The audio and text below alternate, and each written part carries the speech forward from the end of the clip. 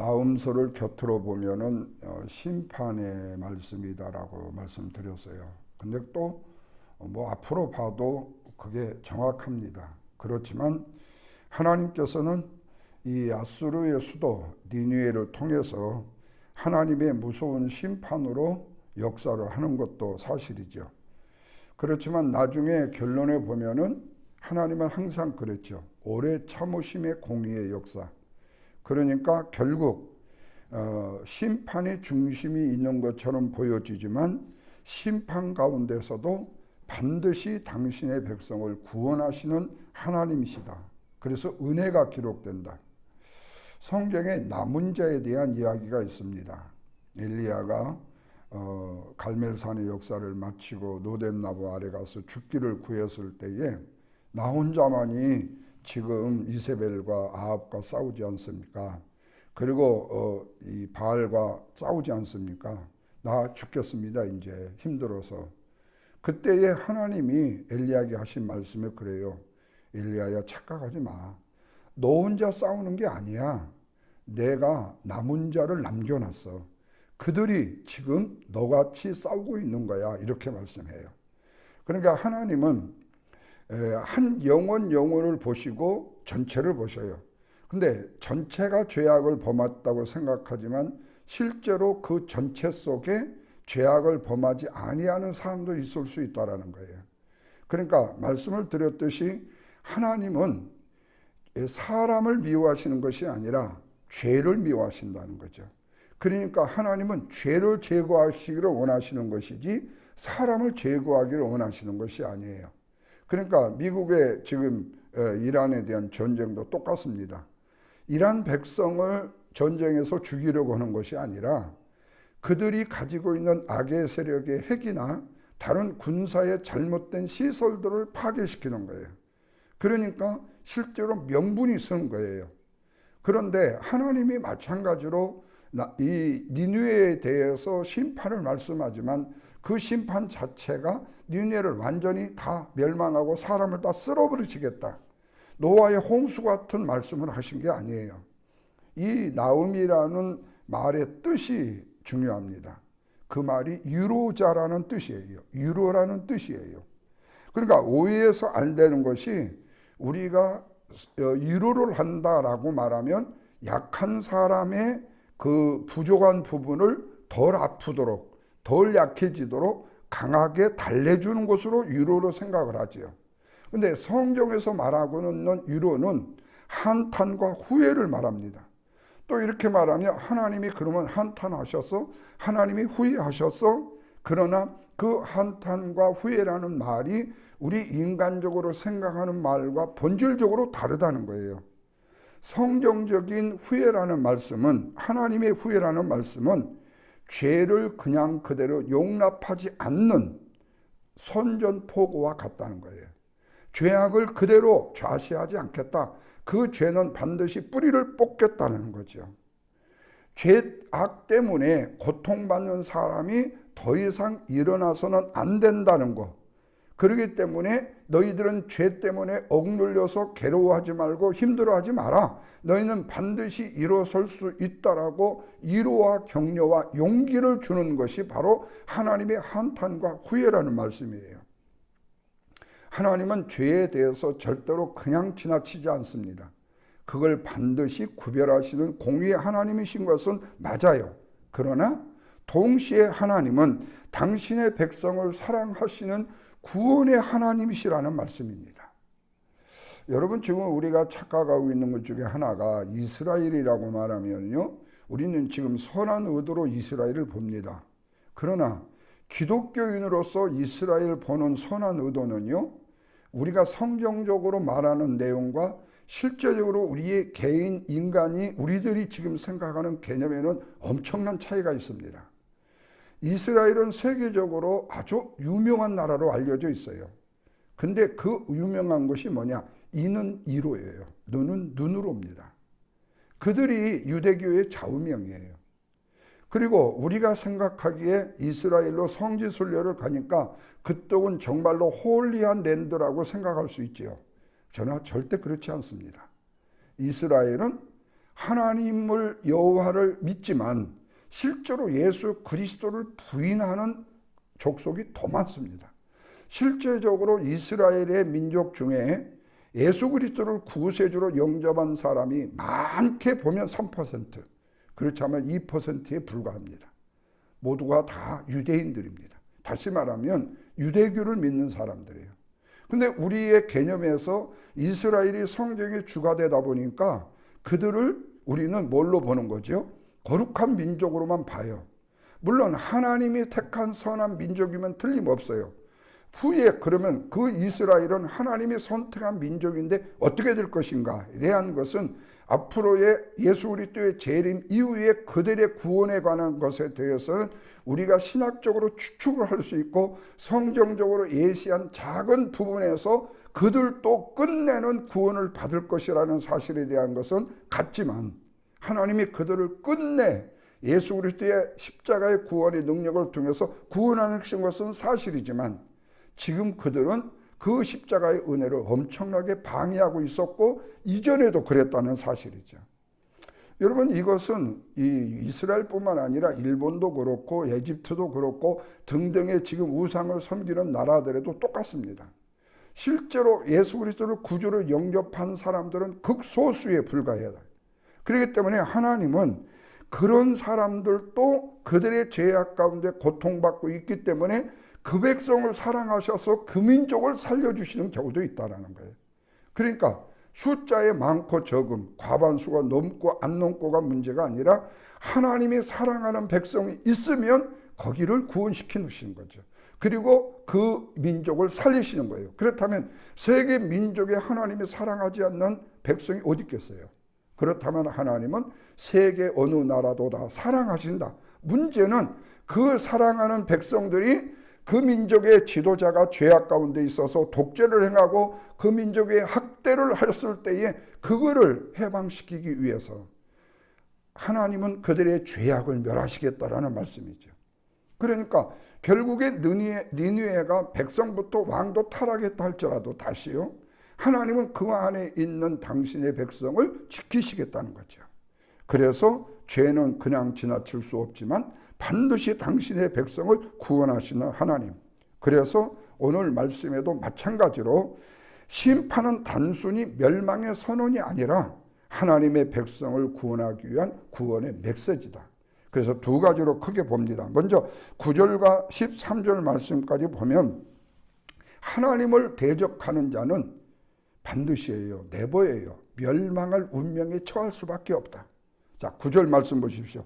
너희가 여호와를 대적하여 무엇을 깨하겠느냐? 여호와를 대적해가 너희들이 얻을 게 뭐 있다고 생각하느냐? 이 말이에요. 감히 그가 멸절하니 그가 다 쓸 것이라는 거예요. 재앙이 다시 일어나지 못하리라. 너희들이 다른 사람을 괴롭힐 수가 없을 것이다. 왜? 힘이 없으니까. 당시 아수르가 강한 나라라고 말씀드렸어요. 수많은 나라를 정복했고 아주 비열한 민족이었어요. 힘을 자랑했잖아요. 그런데 단순히 유다만 공격한 것이 아니라 그 유다를 공격한 내용을 뭘로 보는 거죠? 하나님을 대적한 것으로 보았다는 거예요. 이 말씀을 다른 말로 표현하면 인간의 교만이라는 것은 하나님을 맞서는 자리까지 나아가야 된다는 사실이에요. 그러니까 인간이 한 어떤 인간에 대해서 멸시하고 천대하고 짓밟는 것이 아니라 그 배후에는 하나님을 짓밟고 그를 멸시하는 것까지 나가게 된다는 사실이에요. 그래서 아수르는 자신들의 군사력, 경제, 권세를 의지했지만 하나님 없이도 얼마든지 살 수 있다고 했지만 하나님은 그분과 그 백성들을 하나님을 대적하는 백성으로 하나님은 생각하신다네. 그래서 그들을 심판하시겠다고 선언을 하시는 거죠. 자, 계속해서 10절 보십시오. 그들이 가시던 불처럼 엉키고 술 취한 같이 되었을지라도 그래요. 아수르를 보기에 겉으로는 강한처럼 보이는데 하나님 앞에서 마른 가지처럼 지푸라기처럼 불에 타버릴 존재였다. 오늘도 마찬가지 아니에요. 세상에 돈 좀 있다고, 조금 벌었다고, 조금 권세가 높아졌다고 굉장히 자신이 이제는 누구도 나를 따를 수 없는 건강한 육체라고 자신의 힘과 능력만을 의지하는 사람이 있잖아요. 근데 그 힘이 결코 오래가지 못한다는 거예요. 세상의 권력과 압제가 아무리 강하게 보인다 할지라도 하나님을 억압하는 시도는 결국에 아무것도 아닌 nothing 된다는 거예요. 완전히 허사가 된다는 사실을 말씀해 줘요. 여러분, 이 사실이 시편 127편에 여호와께서 집을 세우지 아니하시면 세우는 자의 수고가 뭐라고 그러죠? 헛것이라고 말씀하잖아요. 인간의 성공은 절대로 영원하지 않습니다. 하나님 없이 세워진 왕국, 제국 아니면은 힘, 권력, 능력은요 반드시 무너집니다. 그래서 11절에서 하나님을 대적하는 악한 꾀를 꾸미는 자가 나온다고 말해요. 그런데 실제로 아수르는 하나님의 백성들을 괴롭게 하는데 그것을요 계획적으로 세워서 괴롭게 하는 거예요. 그래서 여러분, 죄라는 것도요 똑같은 살인죄도요, 살인죄라는 제목도요 그 의도에 따라서 1급 살인이 있고 2급 살인이 있어요. 살인을 하겠다고 모든 계획을 준비해요. 칼을 준비하고 밧줄을 준비하고 자동차를 준비하고 사전에 답사를 하면요 이거는요 엄청난 죄악입니다. 그런데 우발적으로 어떻게 시비하다가 한번 밀었는데 사람이 죽게 됐어요. 그거는 또 살인죄와 다릅니다.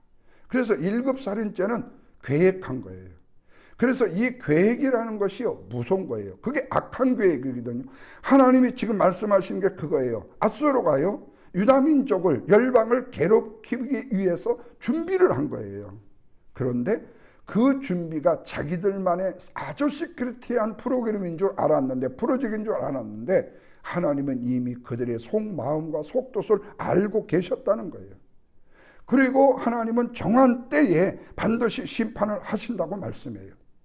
그래서 우리는 세상의 힘보다도 정말 두려워해야 될 것은 누구죠? 전능하신 하나님. 모든 것을 알고 계신 하나님이시다. 그래서 12절과 13절에 보면 유다를 향한 하나님의 위로가 나옵니다. 읽어보십시오. 내가 너를 괴롭게 하였으나 다시는 너를 괴롭게 하지 아니할 것이다. 이제 내 목에서 그 멍에를 꽂고 내 결박을 끊을 것이다.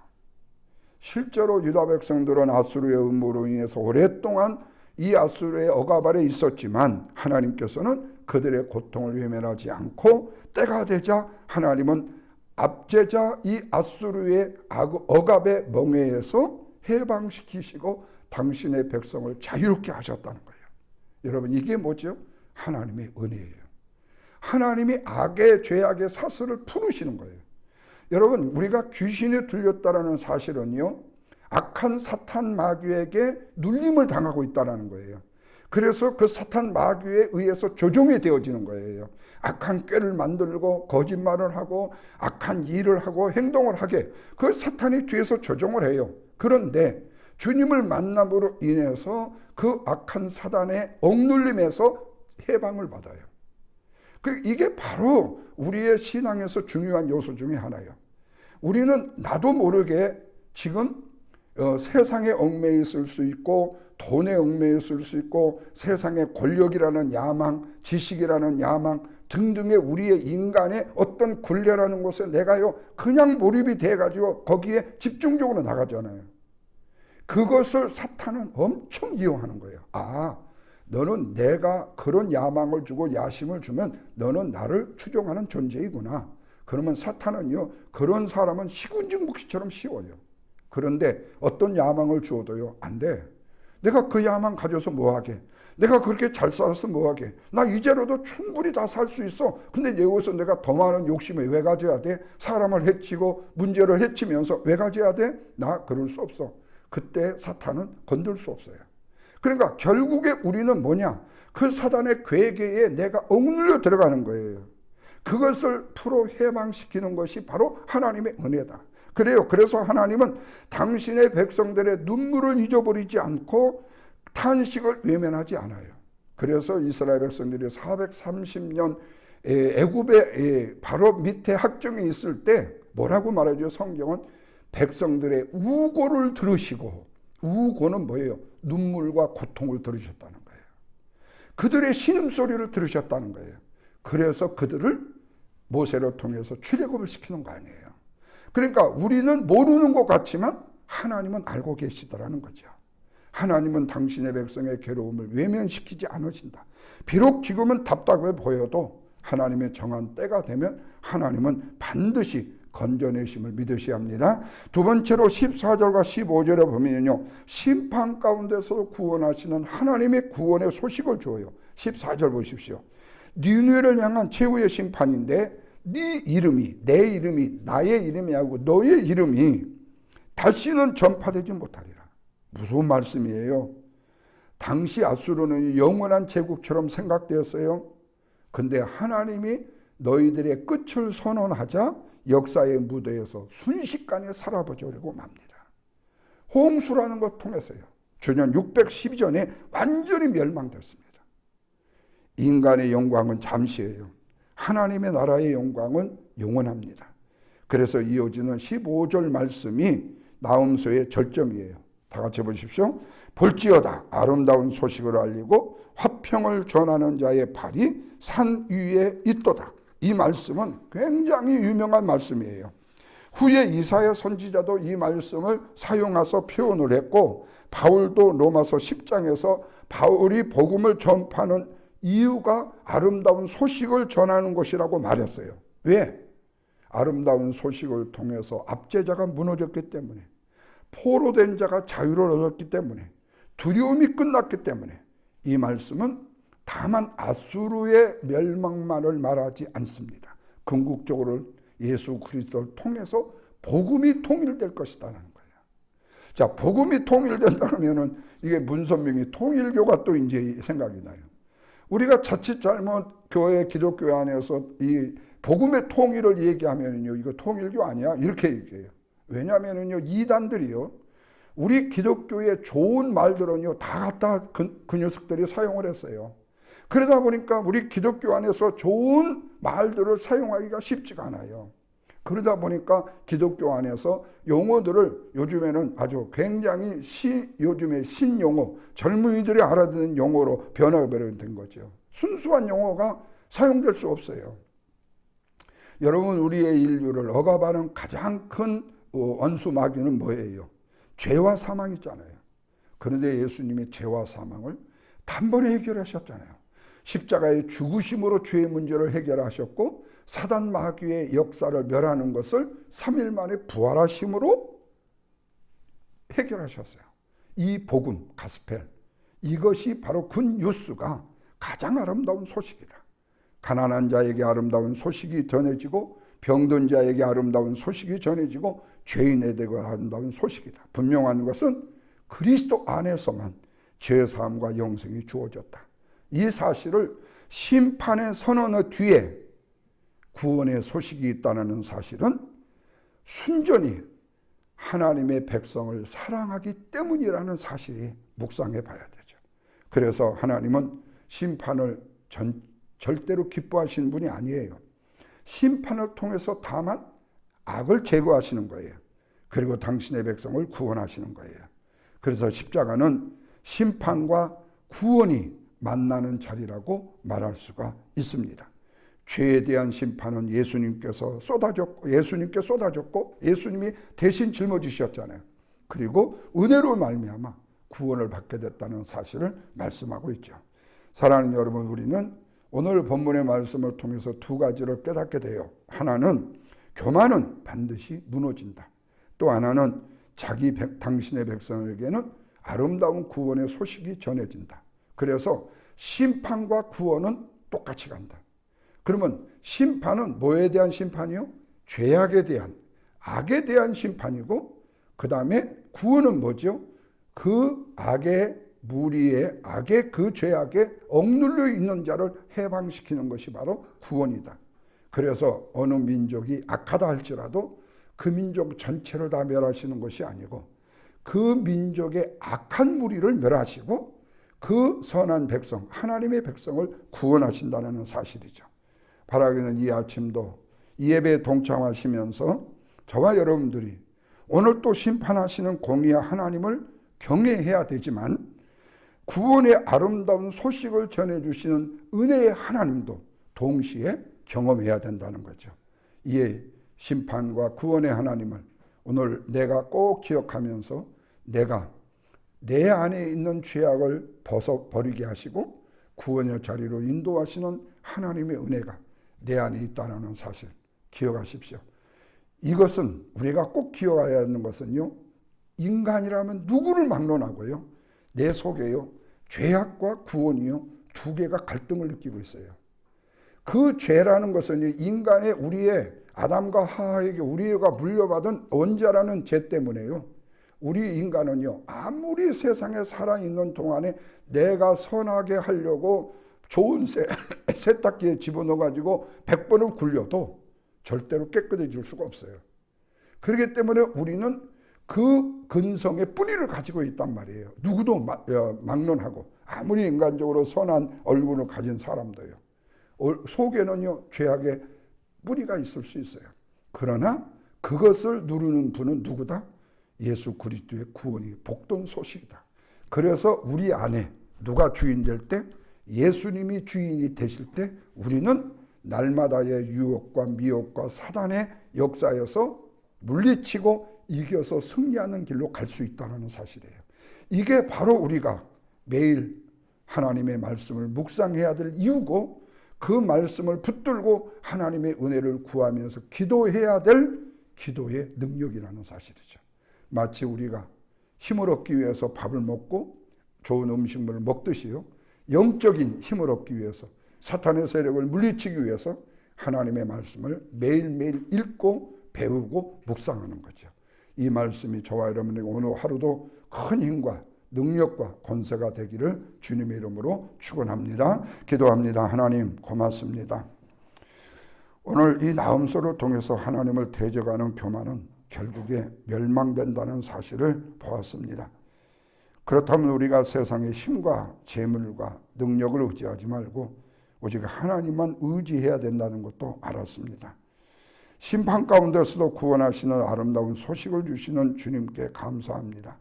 그리스도의 복음을 더욱더 강하게 붙들고 복음의 기쁨으로 살아가게 하여 주옵소서. 억누르는 세상의 두려움과 모든 무거운 멍에를 끊어버리게 하시고 주님 안에서 참된 자유와 평안을 누릴 수 있도록 도와주옵소서. 특별히 우리의 재단 가운데 사랑하는 성도들이 이런 죄악의 무거운 짐 속에, 질병의 무거운 짐 속에, 그리고 또한 여러 가지 관계의 어렵고 힘든 무거운 짐 속에 눌려있는 영혼이 있습니까? 이 시간 나사렛 예수 이름으로 명하노니 그들이 그 무거운 짐에서 해방받는 그리스도의 구원의 아름다운 기쁨과 감사의 능력이 그들에게 임하게 하여 주시옵소서. 질고는 나사렛 예수 이름으로 다 물리치게 하시고 안고 있는 문제도 다 물리치게 하여 주시고 또한 마음에 무겁고 수고하고 무거운 짐도 다 물리치는 거룩한 역사가 있게 하여 주시옵소서.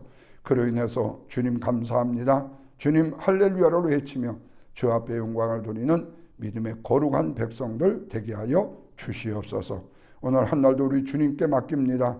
형편과 처지를 하시는 하나님, 사랑하는 성도들 무엇을 하든지 하나님의 영광과 존귀를 구하게 하시고 주님의 선하신 뜻만 구하게 하여 주옵소서. 예수님의 거룩하신 이름으로 기도하옵나이다. 아멘.